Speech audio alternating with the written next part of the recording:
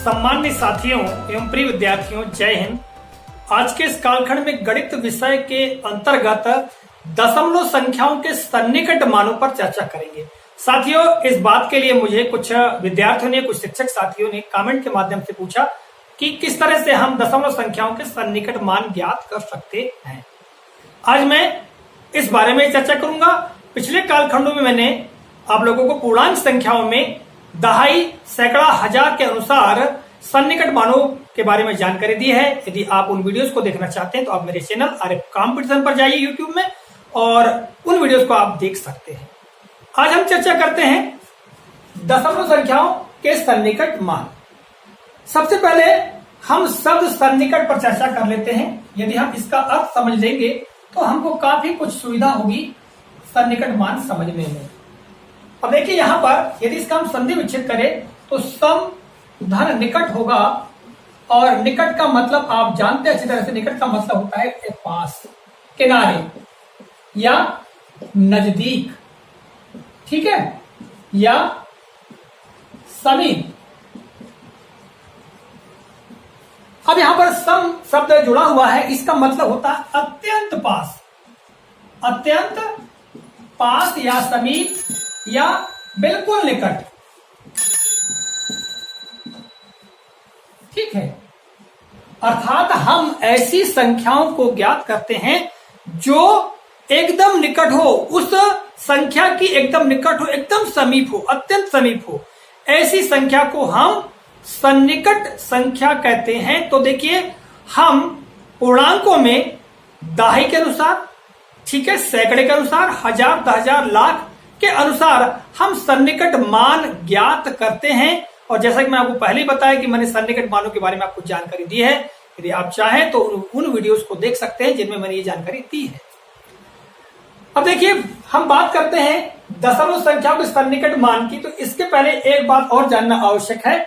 मैं आपको यहां पर शून्य से लगा करके 10 तक अंक लिख करके बताता हूं। पहले 0, 1, 2, 3, 4, 5, 6, 7, 8, 9 और 10। यहां पर यदि हम 0 और 10 को अलग कर दें, यहां पर कितने अंक बचते हैं? 1, 2, 3, 4, 5, 6, 7, 8, 9 अंक बचते हैं, और बीचों बीच में क्या है? 5 है। हम ये होता है कि 5, 6, 7, 8 और 9 है, ठीक है। तो इन सबको हम 10 के किनारे मान लेते हैं। यदि 5 है तो ये मान लेते हैं कि वो 10 ही है। यदि मान लो 6 है तो हम उसको मान लेते 10 है, 10 ही है। 7 है तो उसको हम 10 ही मान लेते हैं। 8 है तो 10 और 9 है तो 10। अर्थात 5 से लेकर के 9 तक जितने भी अंक हैं, इन सबको 10 के किनारे माना जाता है। इसी तरह से 4, 3, 2 और 1 यदि ये हैं तो इनको शून्य के किनारे माना जाता है। अर्थात 1 को शून्य ही मान लिया जाता है, 2 को भी शून्य, 3 को भी शून्य और 4 को भी शून्य ही मान लिया जाता है। इस बात को आपको याद रखना है। अभी आपको समझने में काफी इसकी जरूरत पड़ेगी, ठीक है। तो चलिए, अब मैंने आपको इस बातें आपको बता दिया। अब हम बात करते हैं दशमलव संख्याओं के सन्निकट मान की। यहां पर हम पहला उदाहरण लेते हैं। उदाहरण नंबर 1, 3.47, ठीक है। अब यहां पर है कि हम स्थानीय मान सारणी के अनुसार हम इसको विसर्जन करते हैं तो क्या होगा? ये दशमलव के हमारे बाएं तरफ ये इकाई और इसके आगे कोई अंक और होता तो दहाई, सैकड़ा, हजार कहा जाता है। परंतु दशमलव के बाद दाहिनी तरफ हम देखें तो इसको कहते हैं दसवें, ये कहते हैं सौवें। इसके आगे भी कोई अंक होगा, मान लो तो वो होगा हजारवें, फिर 10,000वें, लाखवें, 10 लाखवें। इस प्रकार जो अंक होते हैं तो उनके स्थान निहित होते हैं। ये दशमलव के बाईं तरफ पूर्णांकों के मान निश्चित होते हैं, दहाई, सैकड़ा, हजार, 10,000, लाख, 10 लाख। परंतु दशमलव के बाद 10वें, 100वें, हजारवें, इस प्रकार के मान इनके निश्चित होते हैं। अब यहां 10वें कहने से क्या आशा है? 10वें मतलब 10वां भाग, 10वां भाग। 100वें का मतलब 100वां भाग। आशा यह है कि एक कोई वस्तु है, उस एक वस्तु का दहाई किताब पर है तो 10वां भाग, उस एक वस्तु के 10 बराबर भाग कर दिए जाए तो उनमें से एक भाग लेंगे तो कहलाएगा 10 भागों में से एक भाग, अर्थात 10वां भाग। इसी प्रकार किसी वस्तु के 100 भाग कर दिए जाए, ठीक है, और उसमें से एक भाग लेंगे तो हम बोलेंगे 100 भागों में से एक भाग, अर्थात 100वां भाग। क्लियर होगी बात? इसी तरह हजारवें, 10,000वें, लाखवें, 10वां लाख में इस तरह चलता है। आप ये बात समझ गए होंगे। अब मैं आगे बात करता हूं सन्निकट मान की। ठीक है, सन्निकट मान की जब बात आती है तो हम यदि पूर्णांकों में सन्निकट मान की चर्चा करते हैं तो हम दहाई के अनुसार, सैकड़ा के अनुसार, हजार के अनुसार, 10,000 के अनुसार सन्निकट मान ज्ञात करते हैं पूर्णांकों में। दशमलव संख्याओं में हम 10वें, 100वें, 1000वें, 10,000वें के अनुसार सन्निकट मान ज्ञात करते हैं। इसके लिए हम क्या करते हैं देखिएगा, यदि हमको इस संख्या में 10वें के अनुसार सन्निकट मान ज्ञात करना है, सन्निकट मान ज्ञात करना है, ठीक है, या 10वें के मान से कह सकते, 10वें के मान से सन्निकट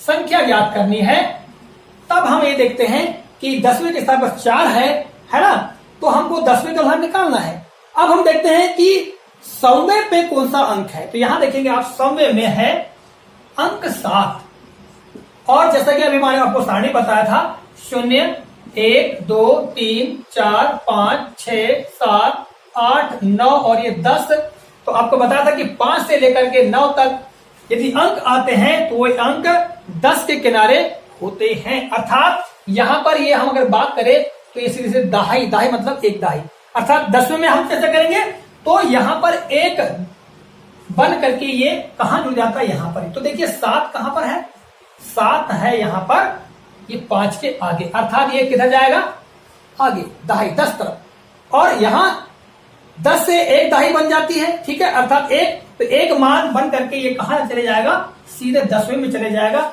अर्थात यहां पर हो जाएगा 0, और ये यहां पर 10 के किनारे है तो 10 दहाई का एक दहाई बन जाएगी, और सीधे ये उठ करके कहां चले जाएगा, इस 10वें में चला जाएगा।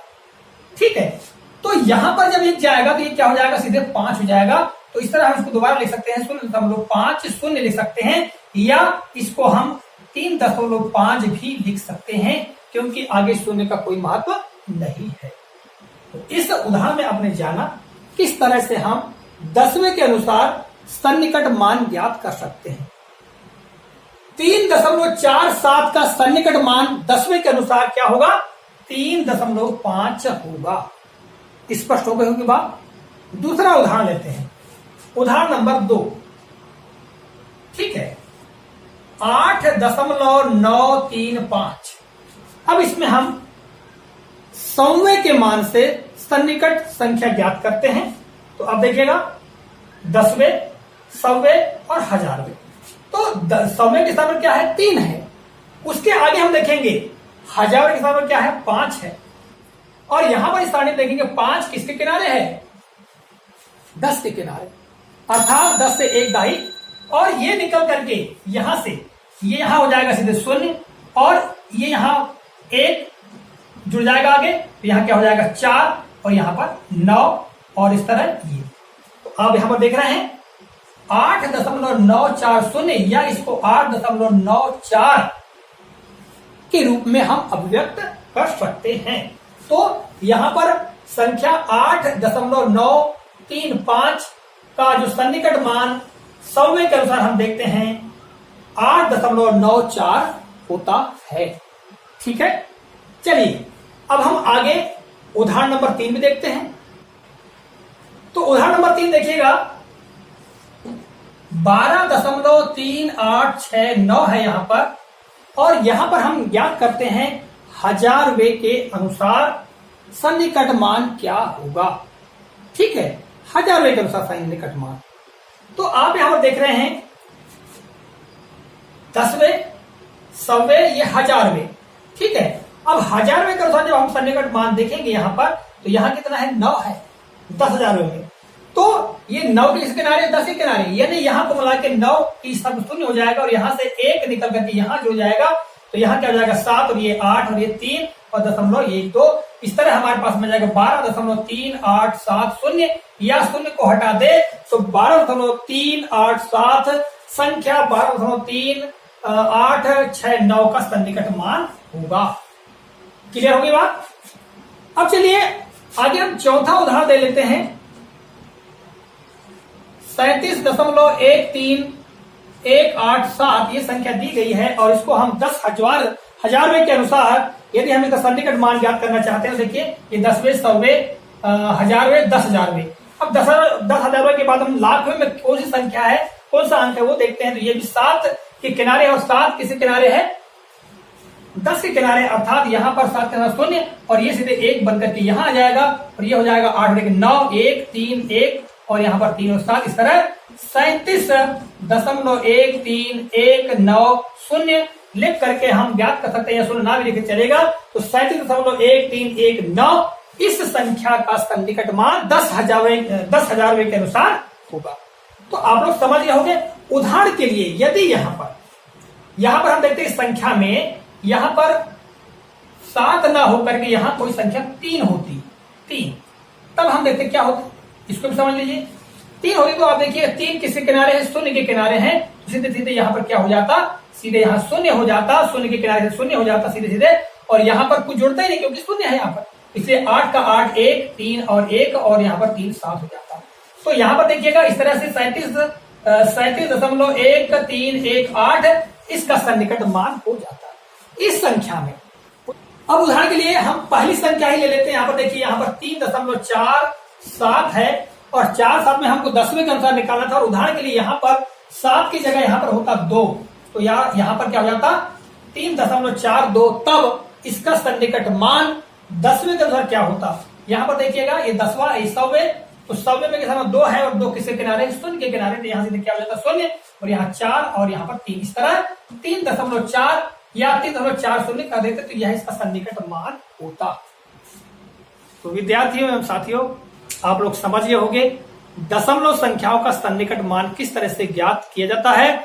10वें के अनुसार, 100वें के अनुसार, 1000वें, 10,000वें के अनुसार ज्ञात किया जाता है। आशा करता हूं ये वीडियो, यह जानकारी आपको काफी रोचक, ज्ञानवर्धक लगी होगी। अगले कालखंड में मैं किसी नए प्रकरण को लेकर आपके समक्ष पुनः उपस्थित होऊंगा। तब तक के नमस्कार, जय हिंद।